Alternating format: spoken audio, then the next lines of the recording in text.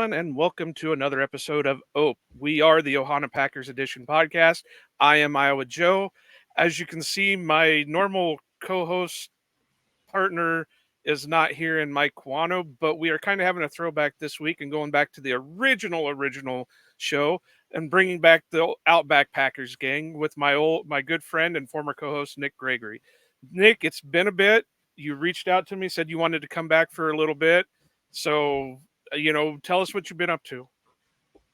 Yeah. Again, thanks so much for having me back on, Joe. I love doing this podcast, and it was pretty hard to kind of stop. But yeah, I was feeling the itch, and I need to come and talk with someone. Just as always, there's no one to really talk about things over here with, so I really need just to find you or Mike or Brian or whatever just to talk to. But yeah, I mean, since kind of taking a break, I've been focusing heaps on like my university stuff. University kind of hit a lot harder than I thought it would. I thought it would be a lot easier than working full time, and it's kind of harder in a way.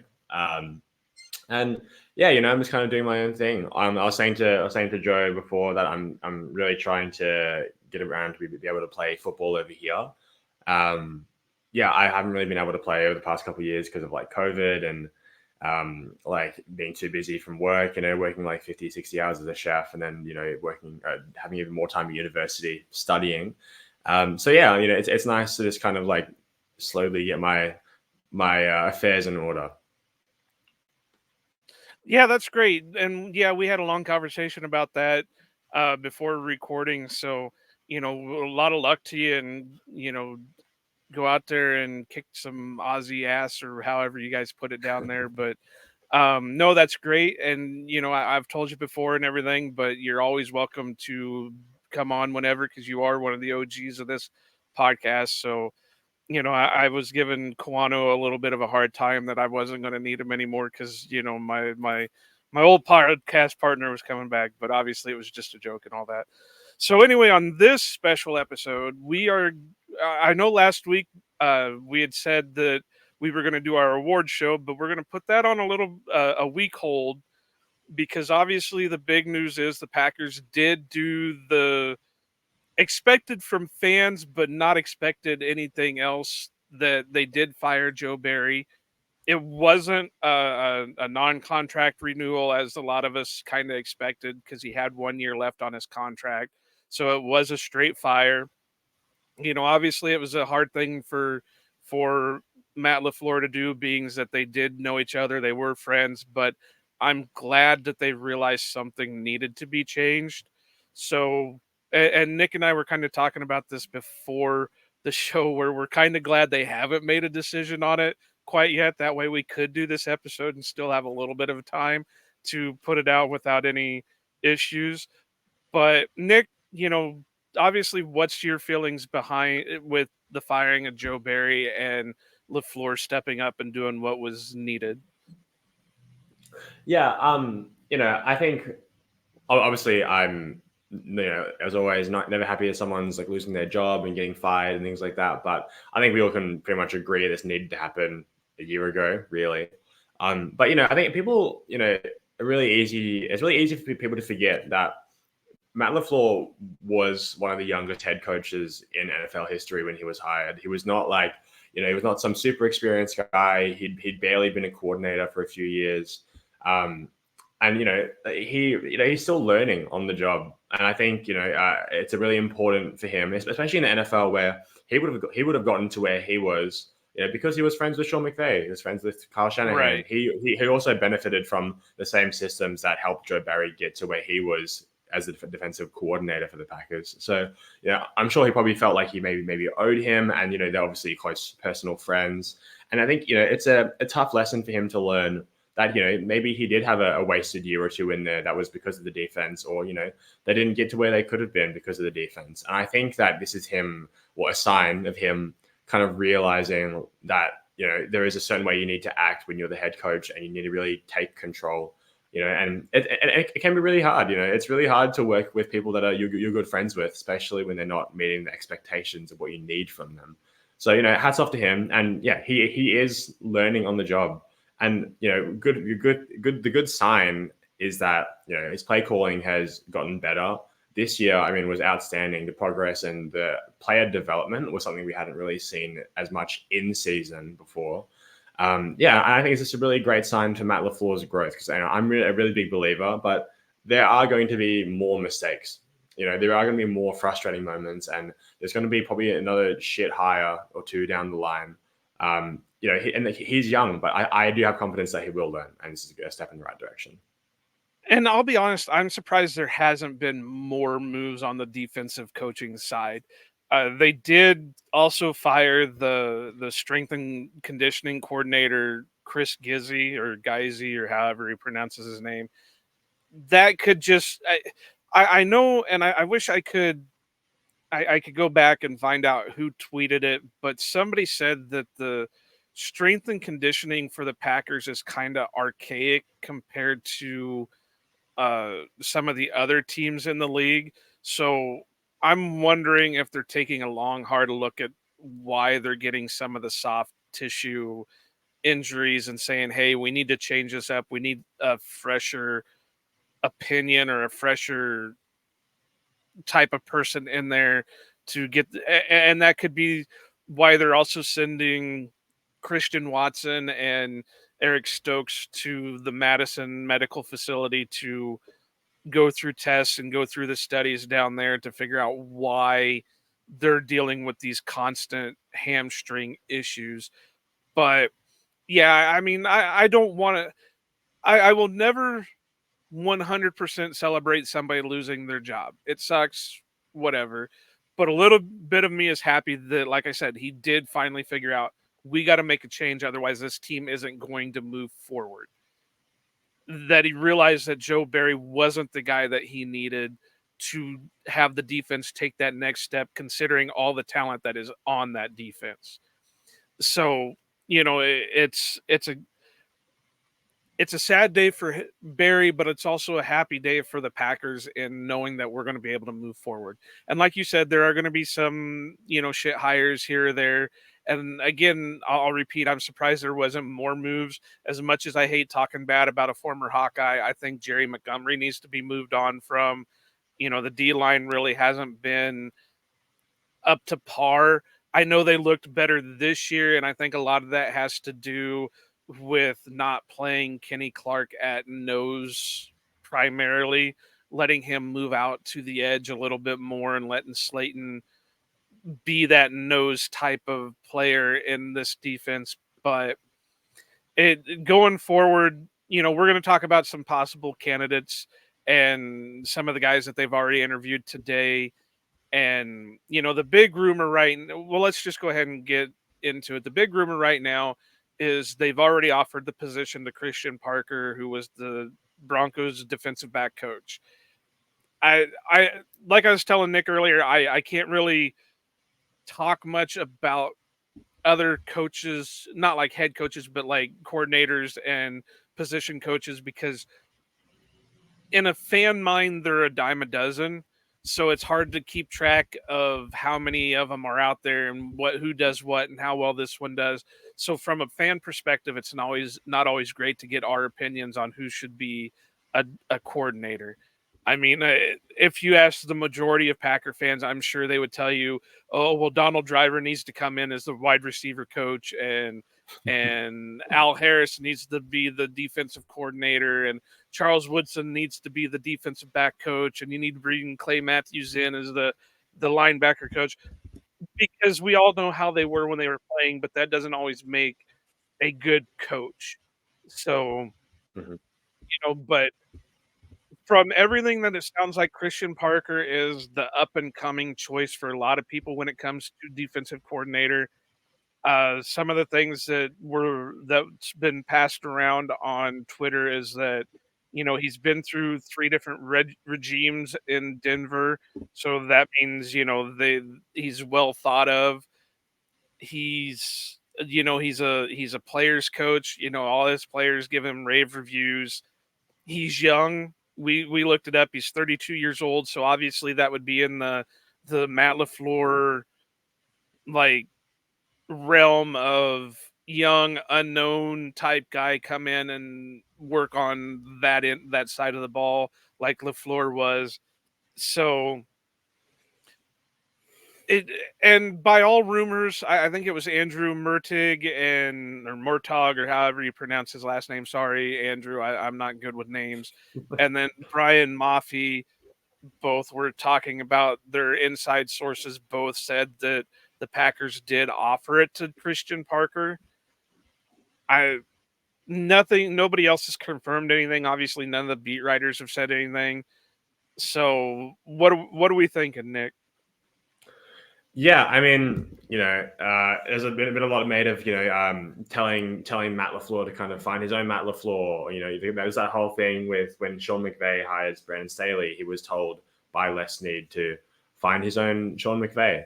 I really think that's kind of what Matt LaFleur is going for. And I think we've kind of ranked a lot of these guys actually based on their age. If you look at the confirmed interviews they've had so far or requested, none of these guys are over the age of 45, and the three of them are ages 40, 41, and 32. So they're clearly looking for an injection of youth, an injection of energy, and someone who I do think they're looking to be multiple and be diverse.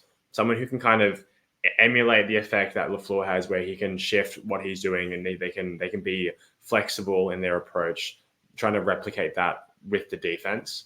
And it is really interesting to kind of think about what Christian Parker's defense will look like in the NFL, because I mean, it is like a risk. Like let's acknowledge that even though he is young and is exciting, there is a risk. Someone who's never called plays before, someone who's never been a defensive coordinator. I imagine he's in those meetings and he's contributing to a high level, but there is no real evidence besides what the coaches know of him that we can really draw on to really judge this in a fair and accurate way. So, the things that I do really like about Christian Parker is that, like you said, Joe, he's a real players coach. I mean, players really, really love playing Christian Parker. And something that he has a real talent for working with DBs. I mean, Jair has had his best years working with Christian Parker as the defensive quality control coach on our Yeah, staff. that's one thing I forgot to 2020. mention was he Yeah, had been with the Packers under Pettin. which is also kind of the last time the Packers had a good defense, not including playoffs. Um, Right. um, And in Denver, I mean, you look at the kind of resume of cornerbacks that he's worked with and DBs in general. I mean, Pat Surtain, that's a perennial All-Pro from the second he walked in that door. Incredibly talented corner, and then guys like Ronald Darby, Kareem Jackson, Justin Simmons. These guys are all extremely high-end talents, and he obviously worked with Ejiro Evero, and that was a fantastic top 5, top 3 type defense. And I always, personally, I give a lot more credence to defenses that have to drag along the other unit, or vice versa. A good offense has to drag along a bad defense, because complementary football, it makes it harder. And the fact that they were still so talented when they were playing so far from behind, like to me that's really impressive, the fact that they maintain their success. And also, as a player, I imagine it would be pretty exhausting having to deal with a shit offense the entirety of the season, kind of knowing that your efforts are most likely not going to be rewarded. So I do really value that, his ability to kind of communicate resilience and good technique and consistency across the course of the season. And there was a snippet that was put up yesterday of an interview of Christian Parker, where he was kind of breaking down the details of the coaching and stuff. And a lot of sources have kind of highlighted his ability to adapt. And, the fact, like you said, Joe, the fact he's worked on the 3 different systems, Vance Joseph, Mike Pettin, Ejiro Evero, they're all like distinct. They're all kind of, Rex Ryan tree, Fangio tree. They're all very, very different. And I think his ability to kind of shift priority and keep that buy-in from the players. Again, this past season, the defense was pretty awful to start the year. They lit up that big 70-point burger. But then as the season went on, they actually did get quite a lot better. Again, that's a big ups from me. But as far as what he will actually look like, it's pretty difficult to predict because we really just don't know. Yeah, there's no way to tell on anything. And I know some people, I mean, a lot of people are liking the age factor, but some are also looking that he was, he is a Pettin uh prodigy. And well, Pettin didn't do much for us. Well, yeah, Pettin did what he could with what he had. Now, was Mike Patton great? No, but he still had better seasons than like a Joe Barry and that. But like you said, it's a Rex Ryan tree. And it's not going to change the Packers scheme up too much. It's still going to be reliant on the things that the Packers defense has been relying on for the last, you could probably say 6 to 10 years. So they need a different voice. They need a younger guy in there, somebody who can make the adjustments that need to be made, because we saw that with Joe Barry, that he just couldn't adjust for anything if it went against his scheme. He couldn't adjust to that. So just to get somebody new in there, per se, like we mentioned earlier, he was with the Packers for what, 2 3 years as an 2 years. 2 years as an assistant. So they do know him. They do know what he's like.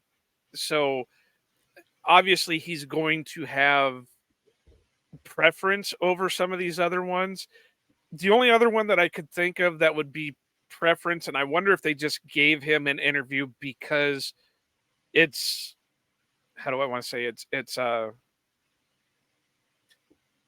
friendship type thing. He, here, yeah, I'm going to give you one, or I owe you one from something else. So here, I'll bring you in for interview is Brandon Staley.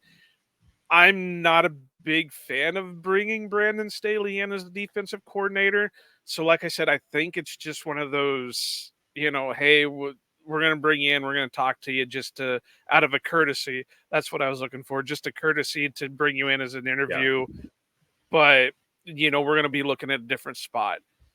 The other two that we have wrote down here that they've already been interviewed or requested interviews for is Bobby Babbage, the linebacker coach out of the Bills, and Aiden Durde, Durde, I think again. Durden, yeah. There you go again. I suck at Durden, names. yeah. So, but he's the defensive line coach out of the Cowboys, and I know that's not the defensive guy that the Packer fans want. Everybody's clamoring for Al Harris, and I even put him in my article a few weeks back. But you can only go for who wants to be a coach, and if Al doesn't want to be a coordinator, then Al Harris is not going to be a coordinator. I But also do think Al is definitely not ready. I know it's kind of funny to say that Christian Parker is ready when he's 32 and Al Harris isn't ready and he's like what, 44 now?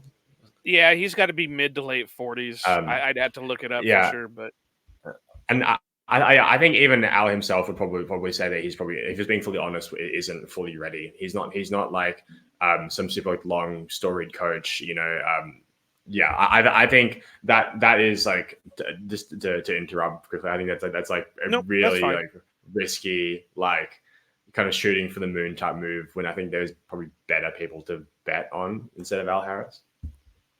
No, for sure. And the only reason I really looked at him is because he already has the ties with the Packers. And at that time, Yeah, he had been working well with the defensive backs for the Cowboys. And I think he was with, what was the other team he was with? He was with the Chiefs. He was with the Chiefs for a yeah. bit. So, I mean, he's done well. Again, can he call the plays? I don't know. This is just, at the time when I made my article, it was one of those outside the box type things, because that's the type of thing the Packers kind of need, is that outside the box type of hire, not, the continuous retread of failed defensive coordinators in the league. Hmm. Briefly, I do want to actually touch back on the Brandon Staley thing quickly as well. Um, I I think it is quite interesting just how much the perception of Brandon Staley has shifted over the past 3 years. Um, he obviously, the defenses were not fantastic in LA the past 3 years. I mean, we kind of saw that firsthand, even with the struggling Packers offense this year. We still kind of managed to cut through. But I do think it is really important to recognize what he did that year in LA, because for all the shit that he's been given, and game management, blah blah blah, things change so drastically when you are a head coach. And I mean, dude, like look today, literally, by the time I record this, an hour ago, Steve Spagnuolo for the Chiefs, former head coach, did an awful job. Whether it was his fault or whatever. He, awful head coach, kind of floated around for a little bit, came back as the Chiefs defensive coordinator, and now they're going to their fourth Super Bowl in 5 years, two of which they've won. It's like just because someone did not have success at a higher level does not mean that they're going to be a fantastic coordinator. And that is always kind of the risk that you take when you elevate to a head coach, and that's why some guys who aren't super scheme driven, like a Dan Campbell, can still have success, because it's a different role. You're more of a people manager, and you have different strengths and different sort of expectations as a head coach. When you're just a coordinator, I think things are quite different. And people always point to Jalen Ramsey and Aaron Donald, obviously, on that defense. And yeah, that's true, obviously. But for one, Jalen Ramsey had never been used the way that he was used that year in LA. And the way they moved him around was incredibly unique at the time. The other corners that they had on the roster were not particularly special. They had, like guys like Josh Johnson were having like career years. The linebackers were playing above expectation. Hashtag thank you, Joe Barry. And the rest of the D line was also not shit. Like, it's not like those two guys were just Superman saving the rest of the team. That was an incredible defense, So I think, yeah, it is just really important to recognize, because he didn't do so well as a head coach, that he's not an idiot. Like, and there's a reason why Sean McVay, who is a genius, did hire him as defensive coordinator. Well, and I don't necessarily think he's an idiot, and I don't think I'm necessarily, in my opinion, I can't speak for everybody else, but in my opinion, it's not that I think he'd be a bad coordinator. It's just I think we would still be seeing a retread of what Joe Barry was doing here. And, sometimes a scheme will work in certain situations. And I just don't think that type of scheme is going to work for what the Packers did. If it was going to work, then we wouldn't have had such subpar play with what Joe Barry was doing. So I don't want to see the continuous bringing in of, and I know this is going to sound nuts because we all know that teams do this anyway, but I don't want to see the continuous rotating door of Matt LaFleur, Kyle Shanahan, Sean McVay friends just, all right, well, we don't want him anymore. You go ahead and put him on your staff. Well, we don't want him anymore. You go ahead and put him on your staff and, make him happy. That's why I'm kind of okay with some of the outside the box ones, like the one, a couple of them from the Cowboys. I actually looked at a couple of the guys, and I think Babbage was one of them for the Bills when I did my article earlier in the year. Parker, I understand that one. There's a couple others that I kind of mentioned in my article that we'll get to here in a minute, but I'm not saying Staley can't be a good coordinator. I just don't think his type of scheme will be what is going to be good for the Packers. No, absolutely. Yeah, I think. Yeah, I don't think that you were saying he was going to be a bad coordinator. So I think I was more projecting to the rest of what I right, and I was just giving my view of it, and I think some other people's view, not necessarily all of Packer fandom, but some other people that I've talked to when it comes to defensive coordinators. I think even Kawano said the same thing, that it would just be another Joe Barry type scheme, which is not what this Packers group is built for. Well, so yeah. Like scheme wise, it definitely would be like quite similar. I do think it would be probably like a little bit better.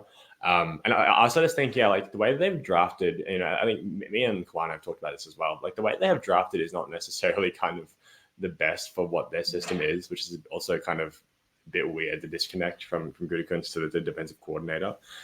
Yeah, I definitely do agree that for this team right now, for what they have, if they're going to try and win this coming season, they're not really equipped to be running that system. But yeah, I was like blowing back on people who were like, oh, Brandon Staley's an Yeah, idiot, or even like I saw I saw this last week when Vic Fangio kind of decided to jump off the Dolphins to move back close to his family.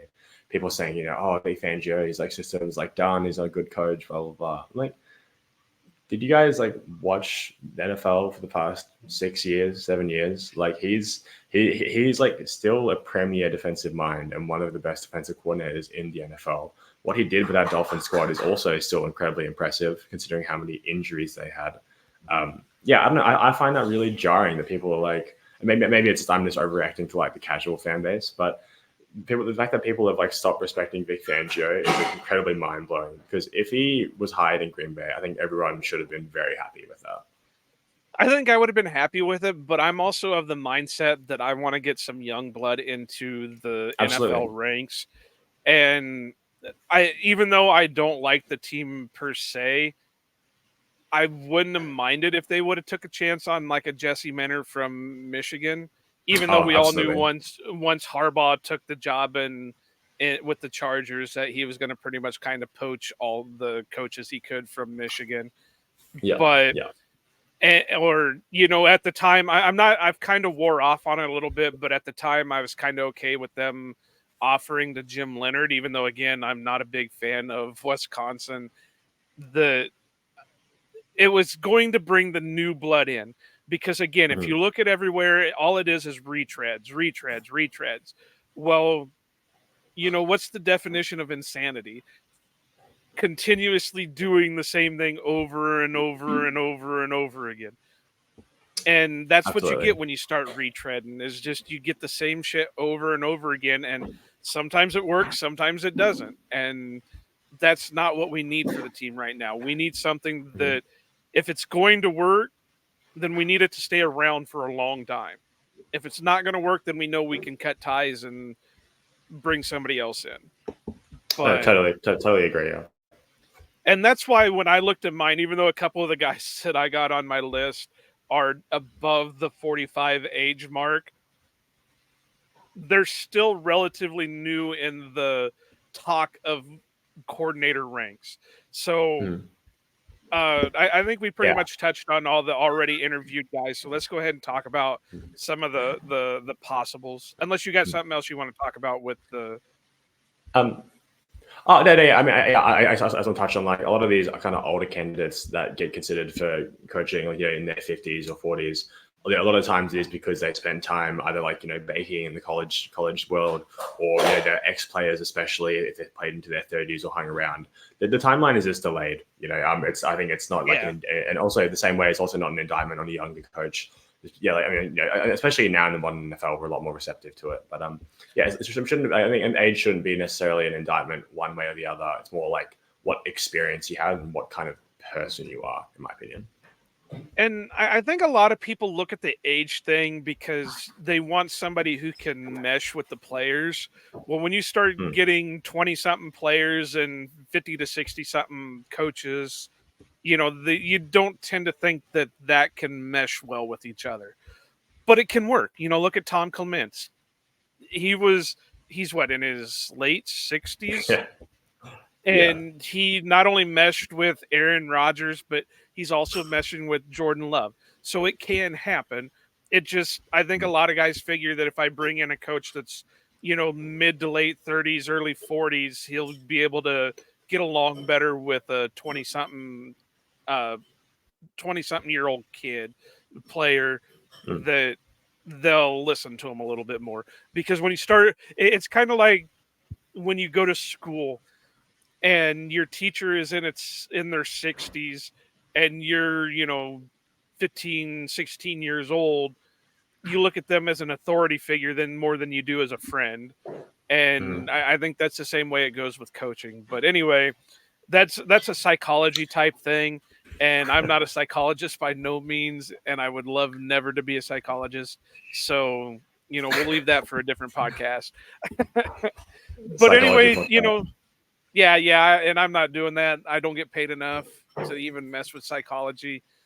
But Well, let's talk about some of the possibles, and obviously a couple of the ones that I've got on here. I pulled straight from my article, so it's I kind of cheated in a bit, but honestly, the two top ones that I have are Johnny Holland, the linebackers coach for the 49ers, and Anthony Weaver, the DL coach for the Ravens. I Mm-hmm. said in my article that those two teams having as solid of defenses as they have, there's no way you can bypass not considering one for a defensive coordinator position. Unless it's a situation like Al Harris where he just I don't want to call plays. Then you can't force it onto him, whatever. But Anthony Weaver, if I remember right, has had experience as a defensive coordinator. He's also been a position coach for a long time, and I think right now with the Ravens, he's even the assistant head coach. Assistant head coach. So, yeah, so he's got tons of experience for only being 43. We made sure to look at ages on some of these guys to kind of fit Mm-hmm. them in with our thing. So 43 years old. I liked him a little bit more as or beings that he was a defensive line coach, because that's one of the things that's really hurting the Packers right now has been that defensive line play. So if we can get somebody in there with a little bit more of a defensive line type mentality, then it would help us out. And I'm still also banking that they won't get rid of Greg Williams, because I think Greg Williams has done a hell of a job with the Mm-hmm. defensive backs that he has been dealing with this past season. Yeah. So, if we can keep him and say, "Hey, the defensive backs are all yours, and then the rest of the defense is all mine," we're going to be good. As long as you're following scheme and we're working together, everything's going to be gravy. So that's what I kind of thought with Anthony Weaver. And then Johnny Holland, again, kind of like I said with Al Harris, he's got the Packer ties. He played for the Packers for a long time. He is in the Packers Hall Can, of Fame. can Go I for it. can I also can I also talk a little bit about Anthony Weaver? Yep, I was going to give you a shot. I just, because I mentioned Holland and Weaver together, I was Mhm. going to get everything out and let you have it. So give me just 1 minute to finish up my Go thought ahead. process before my old age forgets. But Johnny Holland, former Packers Hall of Fame, he's done a hell of a job as the linebacker coach for the 49ers. He's got other experiences with other teams. I just can't remember him off the top of my head. But he's the type of guy that I think could step in, give the 49ers type scheme that I really think that it's also the McVay Shanahan tree. So I think that would give LaFleur the type of scheme he wants on defense. But Anthony Weaver, Johnny Holland, either one I think would be, outside of who they've already interviewed, I think would be my top choices. Now you can go ahead. I didn't No, forget anything, absolutely. I don't think. So yeah, Anthony Weaver is kind of my guy in this coaching high cycle. Is like the kind of like bang the table kind of guy. Yep. I really think like so for a little bit of context, Baltimore is sort of my second team. If the Packers didn't exist, the Baltimore would be my team. I love everything about their process, and their front office especially is super admirable. Obviously, the work that they've done with defense, again, the past I mean, the whole time they've been around, really, since they've been the Baltimore Ravens, the defense has been like a focus of their team structure. I know Anthony Weaver played with the Ravens. He was drafted in 2002, and he coached for the Jets, and then eventually kind of came back.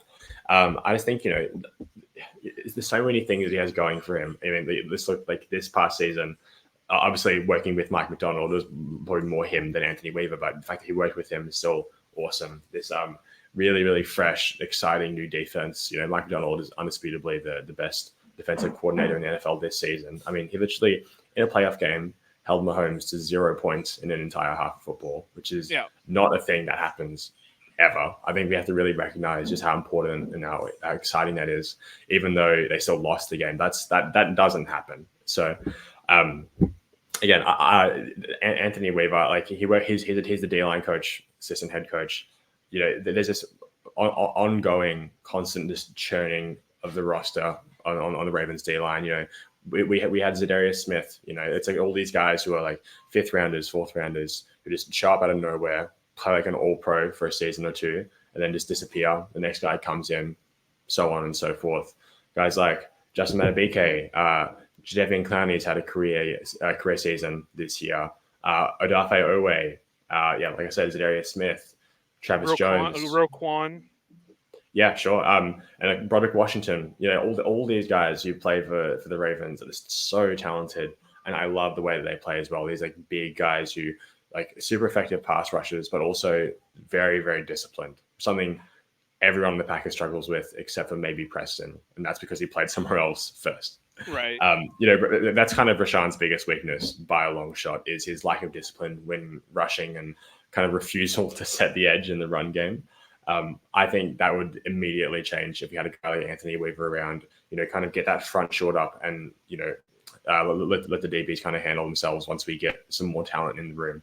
But yeah, it's a guy who's like has proven success. Again, Baltimore, for my money, the best defense in NFL this season. I have a few stats here. In the previous 2 years, they have the second best run defense in Baltimore by yards per game, second best third down defense, and the fourth overall red zone defense. And that's just in his time when he came back from coaching with the Jets. I just think his resume is super impressive. His experience. He's an assistant head coach, which I think that LaFleur will really value. And the only reason I can think of why they're not interviewing him already is because they literally weren't allowed to until about an hour ago. So I really would have a tough time believing they don't interview anyone from the Baltimore sort of regime, especially coming off a strong defensive season. Yeah, and we talked about that before starting to record.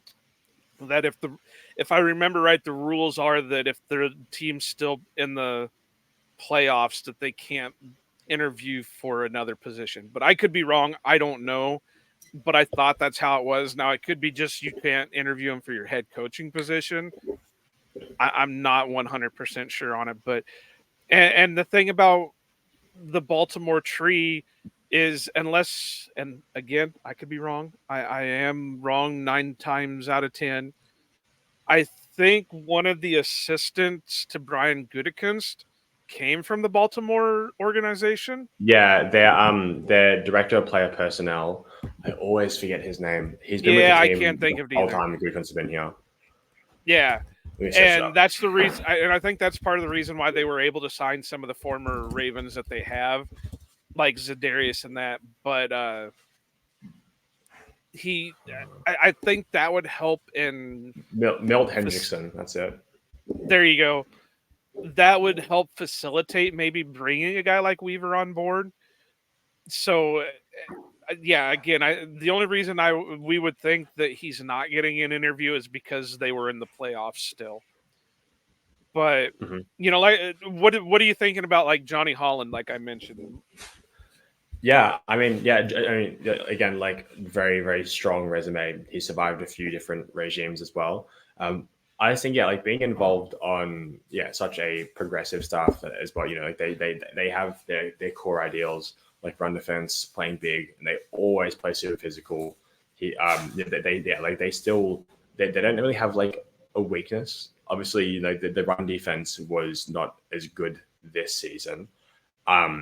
And there's a few different reasons for that. I'm not really going to try and blame the linebackers coach for the entire team's defensive struggles on half of the defense. But the fact is that the linebackers under him play extremely well. They always have pretty much the best linebacker room in the NFL. Fred Warner is an all-world talent, in part because of the linebacker coaching, I would imagine. I think he's a fantastic candidate.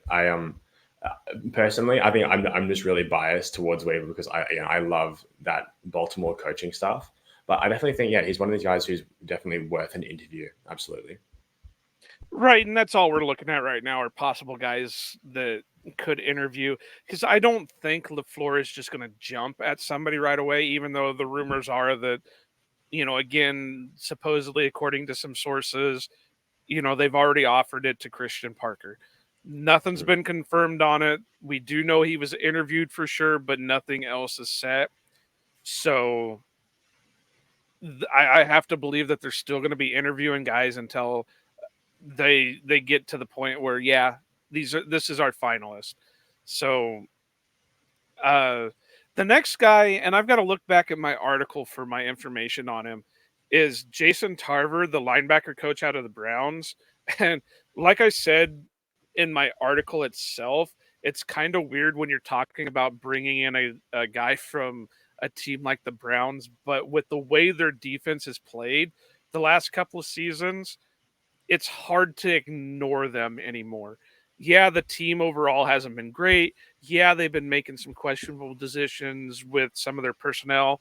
Deshaun Rapist Watson. Um, Mhm. so there are some things to kind of question with them, but you know, you can't put that on everybody with the coaching staff. And I'm trying to get my website up here. I'm unprepared. Mike Kawano, and as you know, as my former co-host, I always put the preparedness on you guys. I just came in and bullshitted. Um, but he comes from the Jim Schwartz tree, and I think that's the biggest thing right there. Is Jim Schwartz has been one of the top coordinators in this league for a long time. He was on the Super Bowl team for the Eagles. He, even though as a head coach he wasn't great with Detroit, they still had a lot of good defenses there. The Browns, again, they've had a lot of good defenses the last few years under Schwartz. So it's not out of the possibility to dip into it. He 19 seasons in the league as a coach, third as the Browns linebacker coach. At the time of the article, and I don't know if you have the stats up right now where you can look, but at the time that I wrote the article, the Browns were 11th in rushing yards allowed, first in passing yards allowed, and 12th in points allowed. So right there just tells you that they're way above what the Packers were for most of it. And he spent 3 years with the Raiders as a defensive coordinator, and they ranked, what was it? They ranked 10th in yards per carry. And he was a longtime coach with the 49ers under where he crossed paths with Shanahan. So there's a little bit of crossover there between LaFleur's tree that he came from and where Tarver came from. So you'd have to believe that he could help with the discipline like you're talking about from Weaver beings that, you know, how much more discipline can you get than a Jim Schwartz led defense? Yeah, so I think this is an interesting one. I think obviously Jim Schwartz himself won a Super Bowl with the Eagles 2017. Um, Again, I always look at I do really like the way that he structures his defense. That we kind of talk about being strong at the back end and strong at the at the point of attack at the line. And he kind of lets the strengths of the team support the entirety of the team instead of kind of just leaning on one. Like Joe Barry had this thing where he just rarely used stunts, 4-man rushes all day, barely blitzed unless you really needed to, and he kind of just let the DBs get eaten alive if the defensive line just doesn't win. Right. He does a great job of moving responsibility around. Something that I think is really quite fascinating with the Browns this season. Again, for my money, if Baltimore was the best defense in football, these guys were the second best. I will say I am a bit apprehensive to hire.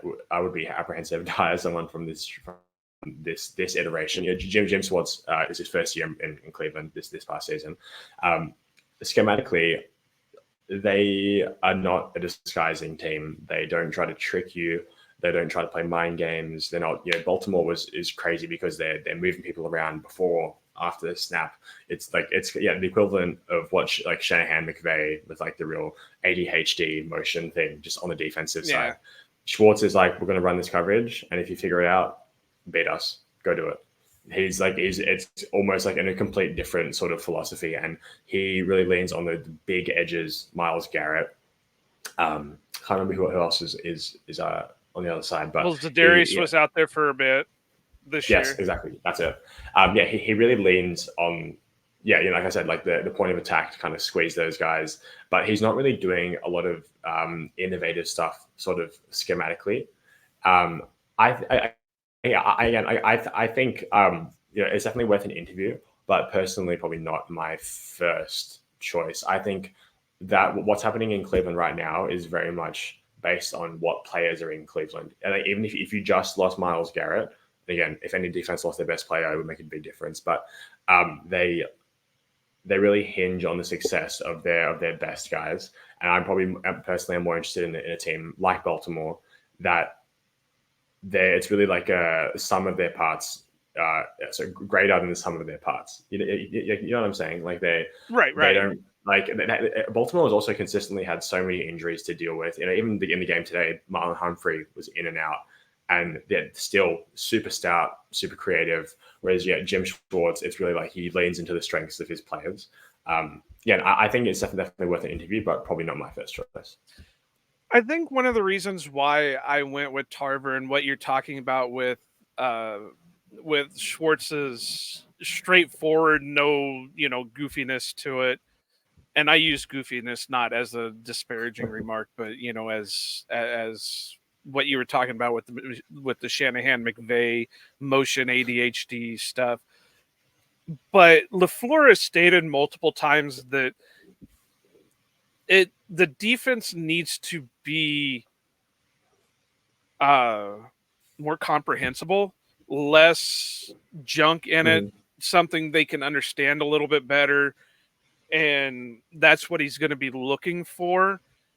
And I think that matches up a little bit with the Jim Schwartz thing because, like you said, he's a little bit more straightforward.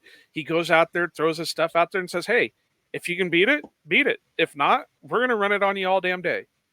And that could be something. Now, again, I'm just throwing names of possible interviews out there, not saying that this guy is going to be the coach or whatever, but just some guys that they're probably going to look at here before they make a final decision. So let's go ahead, and you wrote down one that you'd like to see mentioned. Why don't you go ahead and talk about him a little bit? Yeah, so I guess this is kind of like, you know, my list is not super comprehensive, as it probably would have been in years past, but I really do like what Dave Merritt has been doing on the Chiefs. Um, he has been the DB coach there for five seasons now, and yeah, again, ex player. I always think that's kind of a nice thing to have as a way of relating to your teammates. Um, yeah, I mean, purely again, let's just look at this previous game. Kansas City is, you know, I almost sort of like in the mold of that Super Bowl Bucks team from a couple of years. They just have so many guys who are like really ultra physical, ultra sticky, ultra aggressive, and they just keep getting these guys in. I mean, you know, obviously Trent McDuffie, L'Jarius Sneed is practically an All Pro. Guys like Jalen Watson, Juan Thornhill, Joshua Williams. Um, there's another safety I wanted to bring up, but their DBs in Kansas City always play phenomenal. He coached Tyrann Mathieu when they won the Super Bowl with him. Yeah, I mean he's just like yeah, really has a fantastic track record in the modern NFL, and kind of again, it really caters to what our DBs probably should be doing. You know, again, you know, that weird sort of disconnect between the defensive coordinator and the drafting process. We had all these guys who are really physical, sort of man type corners: Valentine, Stokes, Alexander, less so Douglas when he was here. But yeah, these guys who really kind of thrive off of contact. That is exactly his forte. All those players that I just listed, that's exactly what they are. I mean, if you watch L'Jarius Sneed play, that guy is ultra physical. They're still disciplined in the run game. Very, very like smart with their hands. They're not really like a super ultra penalty heavy DB room, even though they're still very aggressive. Yeah, I think that's probably like one of the best ways to utilize the talent that we already have on the roster. And some of these guys coming up, like God, I'm terrible with the draft this year as well. There's that corner. His name starts with a T, I think. Anyway, there's a few really nice man corners near where we're drafting at pick 25. Um, I really think that he'll be a fantastic pick, purely just from the level of elevating our DBs. Again, he's experienced. He has experience in that Spagnuolo system. He also coached under um, under the Cardinals. He worked with Buda Baker and with Patrick Peterson. I just think, like, as far as a track record of like proven success, multiple different years with multiple different levels of talent, he consistently has shown the ability to elevate the players that he's working with, which is something that we really have not had for a long time in Green Bay. I don't know how much you know about him, Joe, but he's one of those guys I definitely think is absolutely worth an interview. Yeah, I really don't know much about him. I do know what you're talking about with that Chiefs defense. You know, the issue that I have with the Chiefs defense in a way is they run kind of like I'm going to go with match it up to like the Pettin defense where they're hot and cold. One game they're going to come out and just like they did on today, as of recording today, they did with the Ravens, where they just come out and just dominate the world, and doesn't. But then like the next day they're giving up a shit ton of cheap yards and points and shit like that. So that's my only drawback. But I can't blame him. It could be the players. It could be injuries. It could be whatever. I don't, like I mentioned at the beginning of this, I don't follow a ton of coordinators and position coaches to know what the situation is. I know more of them on the Packers just because, hey, we're a Packers podcast. We're Packer Yep. fans. We know a little bit more of them. So, but other than that, I'm not really up on most of them. I suppose if I really wanted to, I could sit down and learn some more just to you know, uh, be more knowledgeable. But yeah, just looking at him real quick, he had like a 27-year, or he's been in the NFL for 27 years. 4 of them was the player, and yeah, you mentioned it all. He's worked with some of the top, you know, uh, top DBs in the league. He was with the Giants when they had Antrell Roll, Landon Collins, Dominic Rodgers-Cromartie, Janoris Jenkins. He was Mm-hmm. with the Jets for a while. He, stuff like that. So he's been around a lot of top guys. The big drawback, depending on what we're viewing as criteria for LaFleur's search, is age-wise. I think what we put down, he's 52, so he's a little bit above that 45 mark we've seen so far. So hey, give him an interview. And one thing I talked about with you before recording, is there's something going on weird with the KC coordinators, where they're not really getting looked at like a lot of other teams' coordinators. Look how long it took that Eric Benini. I said it Bieniemy. perfect before we started recording, and now I'm going to flub the whole damn thing. But yeah, that one. And he made a lateral move. He didn't even make it as a head coach yet, and he wasn't really getting honest interviews for head coaching. Matt Nagy, he was a failed head coach for obviously the Chicago Bears, and went back. Now he's doing good, but you're not really seeing any interview type things for him. Spagnola, same kind of way. There's other coordinators in that you're not really seeing getting that involvement. So it makes you wonder, are these guys just saying, hey, I don't want nothing to do with it, I'm right here in Kansas City, we're winning all the time, that's what we want? Or if some of these teams are just saying, we're not going to touch them. So there's something there that's kind of, and there's some kind of bias, there's some kind of taint to them. I don't know what it is. It just, and I'm not saying that they're bad. It makes me wonder what's going on that no other team in the league is really kind of wanting to do anything with them. So Yeah, I do think the Chiefs definitely have. I will say from a coaching perspective, they definitely have like a sort of like magnetism about them.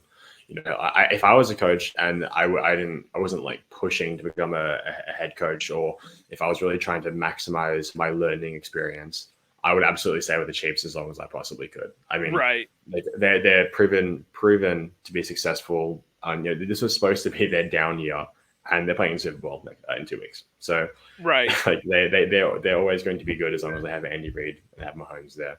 And yeah, and the fact that Spags is content to just sit happy where he is when he could probably go out and contend for a head coaching gig somewhere else.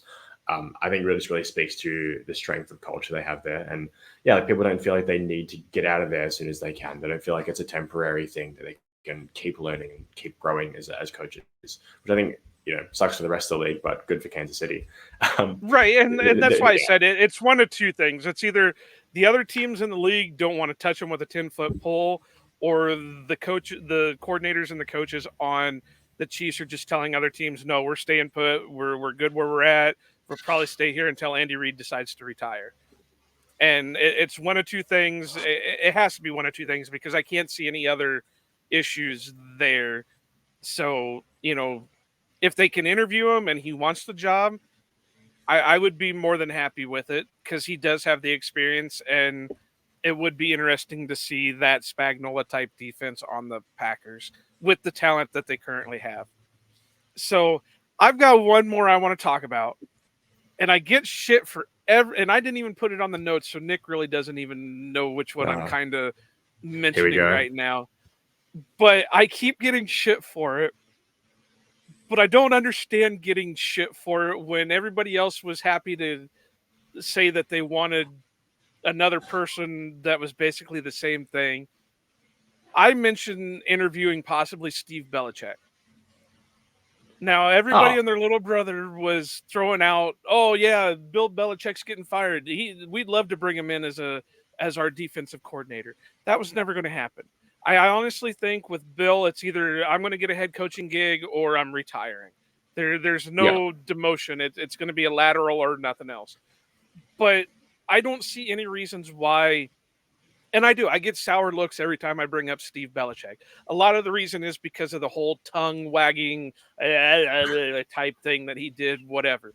But then they fail to remember that Jordan Love does the same shit every other game when he's really concentrating on shit.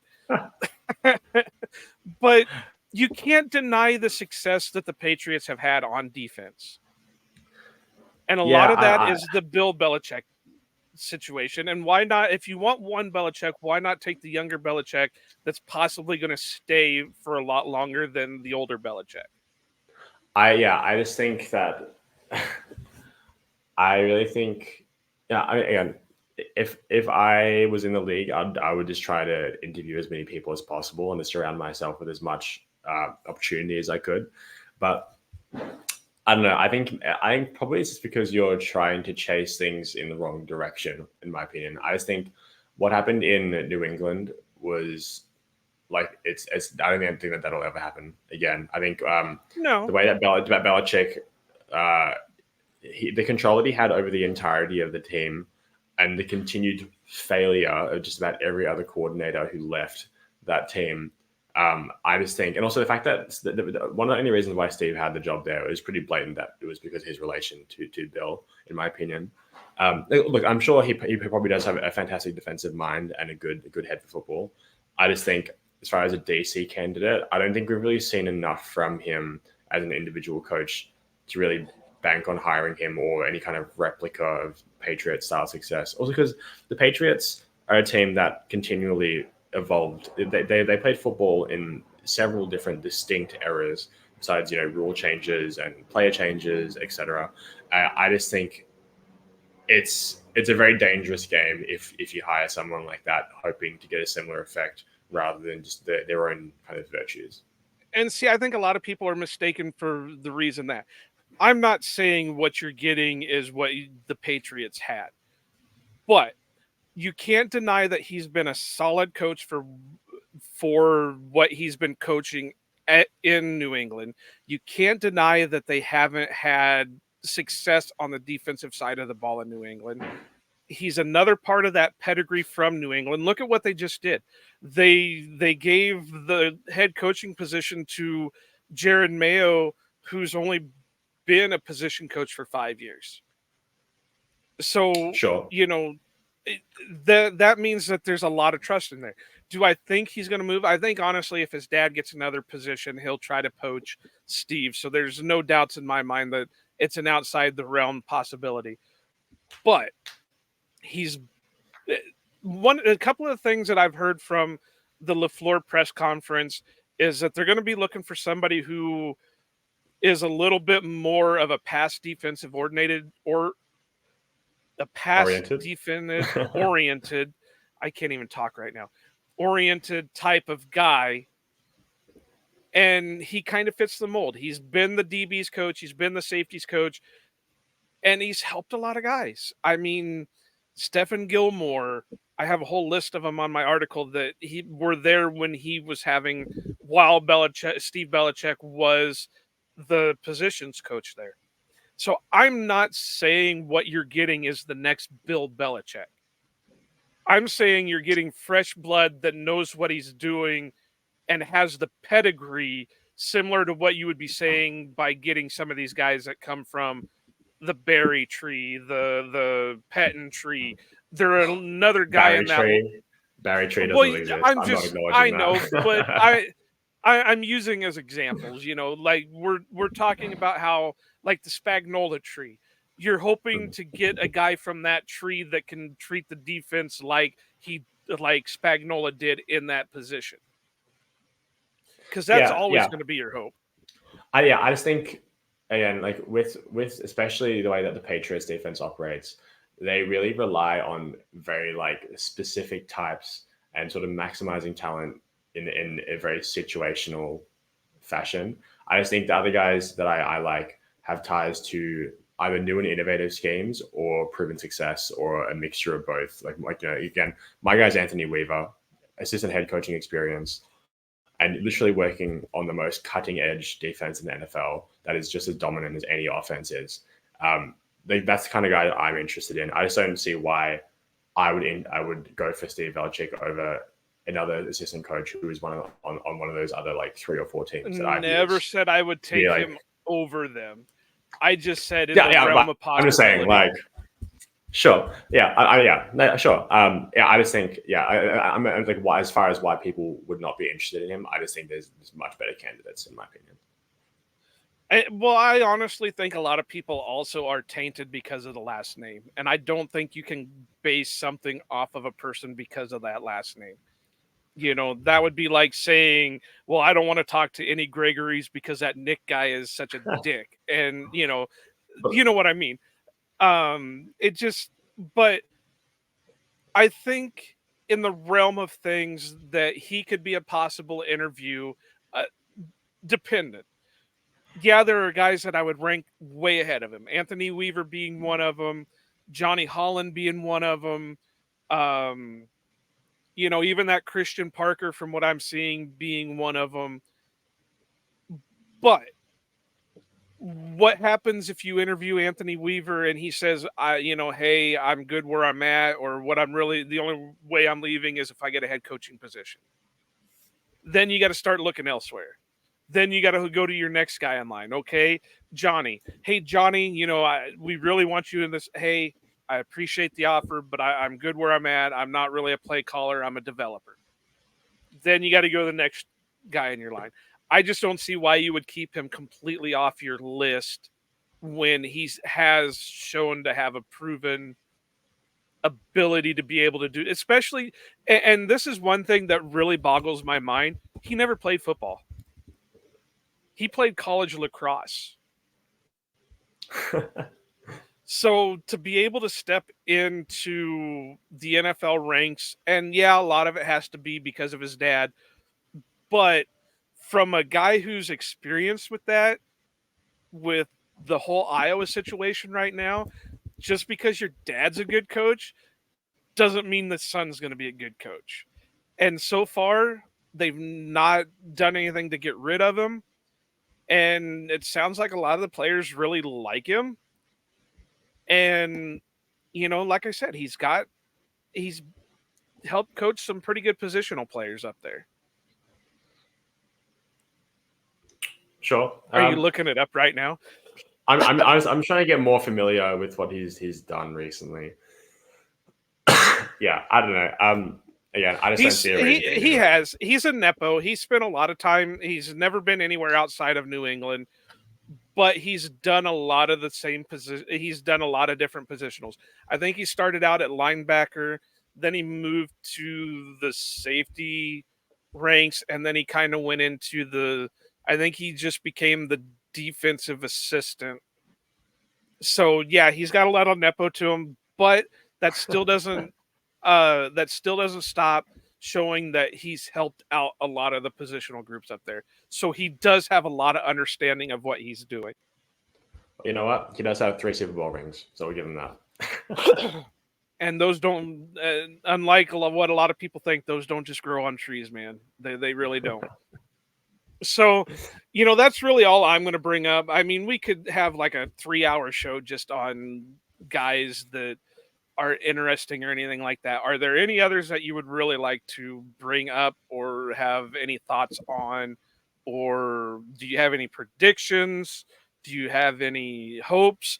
I there's one thing I did forget to mention, that 2 or 3 of the guys that they've already interviewed have 4-3 backgrounds. I think it's the guy from the Cowboys and Babbage from the Bills have 4-3 backgrounds, and that's got a lot of people thinking that maybe LaFleur is open to switching the defense to more of a 4-3 front, which I think in a way would help out or would suit better some of the players that are on the team, but I don't think they'll make a full switch.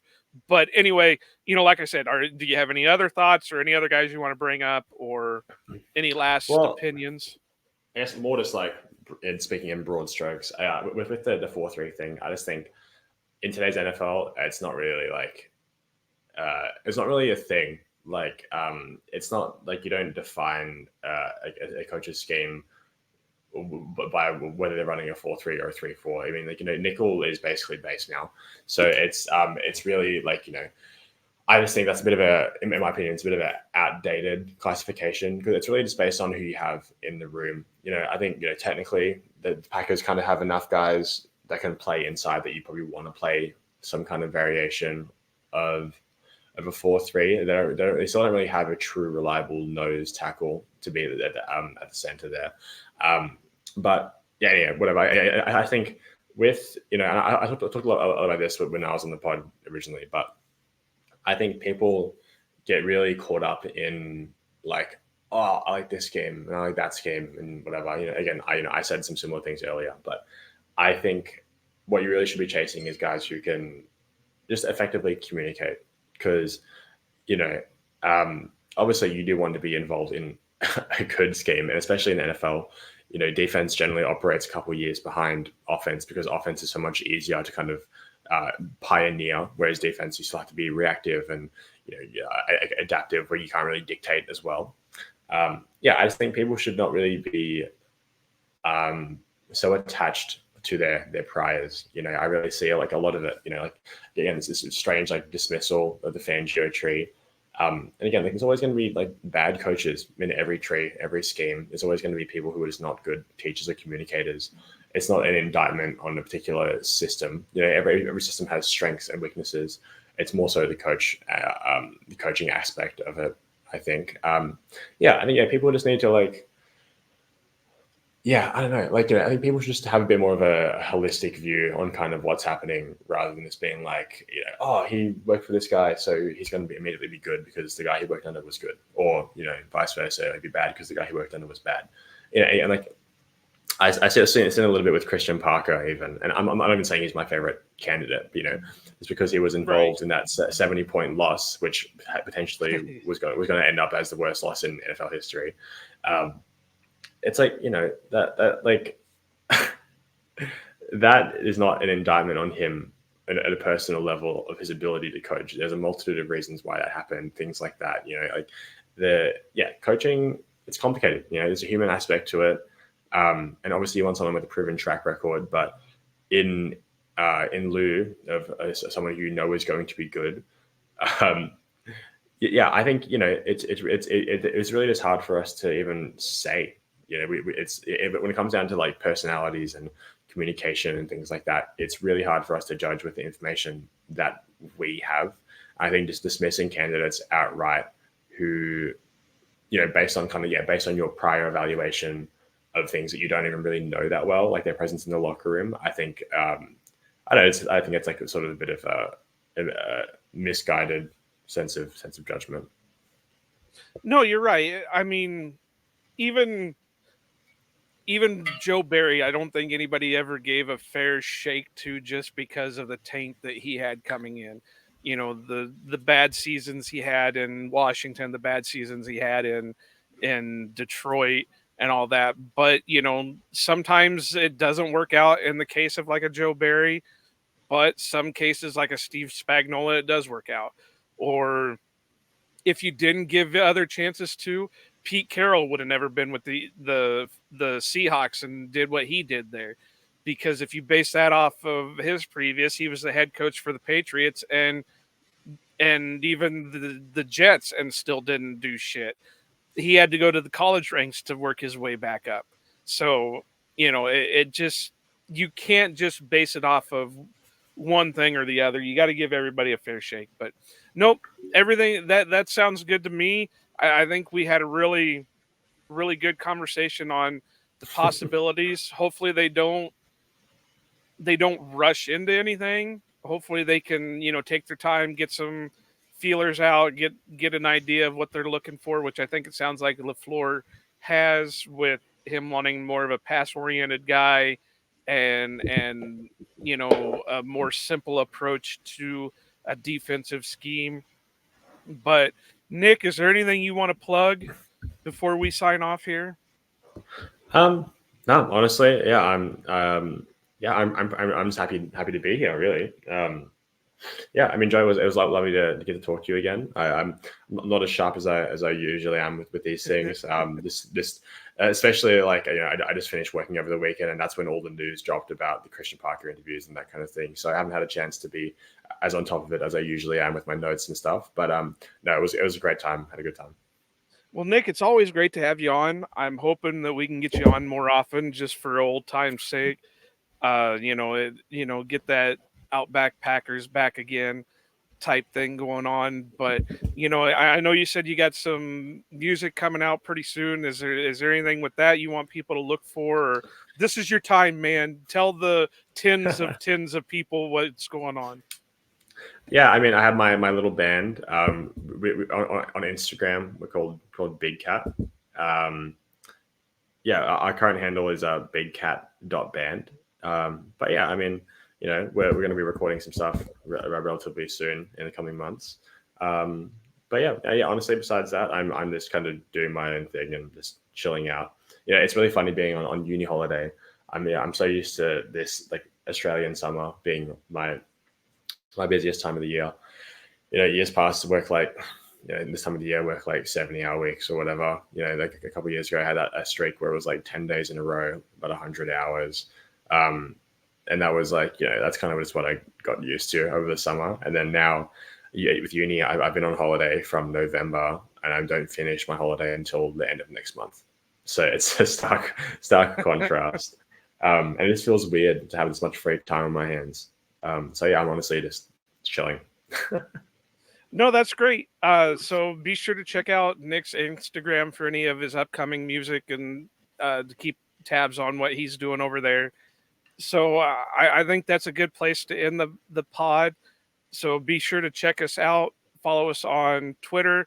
I'm at Iowa_Joe86. Kawano is at Kawano Mike. Nick is at Nicholas GRGR. The show is at Ohana_Packers. Be sure to follow the podcast. We are still like 24 away from hitting that 230 mark where we're going to give it, and I don't have it with me right now. I know where it's at, but the John Kuhn autographed 8x10, we still want to give that away. We still need to hit our mark. We're so close to doing it. So please be sure to like. Please be sure to subscribe. Please be sure to follow. Pass it on. Tell your people. Follow us until we hit that 230, and then let us give it away, and then you can unfollow us again. I don't care what you got to do. Just let us hit that mark. You can find the podcast anywhere you get your favorite podcasts, Spotify, Apple, uh, Google Podcasts, if that's still a thing. All the other ones. You can also find the video version of it on YouTube. be sure to check out our website. We're hoping to have a lot more of the draft stuff coming up. We'll have like Miranda and Joey and myself and Mike and everybody else on there talking about the draft pretty soon. I've got some ideas for some other things coming out. The website is ohanapackers.org. If you have any suggestions, please be sure to send us your messages. You can DM us, you can tweet at us, you can send us emails, you can hit us up on the website. There is a section on the website.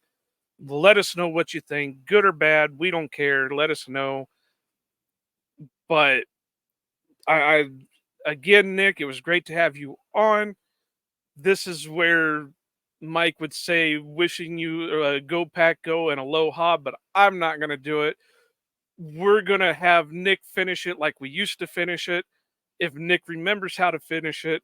So, Nick, give him a good old Outback Packers outro. You're muted. You just messed it up. You're muted. And until next time, guys, we'll see you later. Go Pack Go.